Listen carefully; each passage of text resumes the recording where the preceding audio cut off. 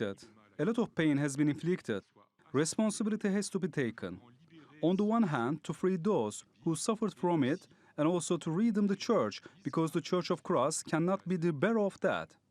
And if it is because something was deeply damaged, and ecclesiastical system, let's say, was transformed, was perverted, thus making these crimes possible in great numbers.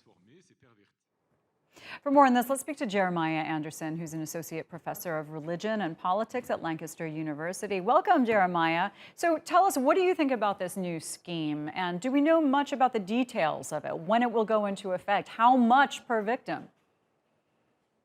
I think the most important thing is that there is this new effort to address this systemic problem. The desire for the French Catholic Church is that this starts as quickly as possible. And that's why they have set up this new commission, as you have just seen in your report. And the desire is that they want to be seen that they are actually acting upon some of the deep mistrust that has been in the French Catholic community. Right. And you could say that this is something, it's something to help those victims, but you could also easily make the statement that it is about time, especially in the face of more than 300,000 victims in France alone. This is nowhere close to what the church should be doing, because what we are talking about is that decades of deficiency, silencing, and cover-up, institutional cover-up of abuse within the church.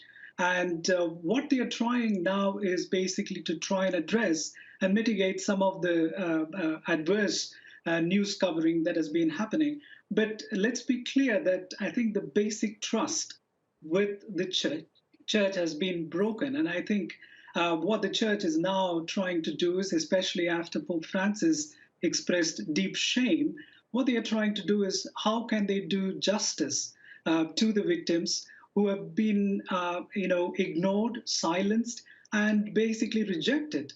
And this is where the victims' voices now need to be heard and given space so that the church can learn and try and be a safe space for vulnerable people. What are we hearing out there so far in terms of reactions from victims to this? Many of the victim groups are not happy with this kind of face-saving exercise, because what we are talking about is kind of the psychological, physical violence that has been perpetrated on people.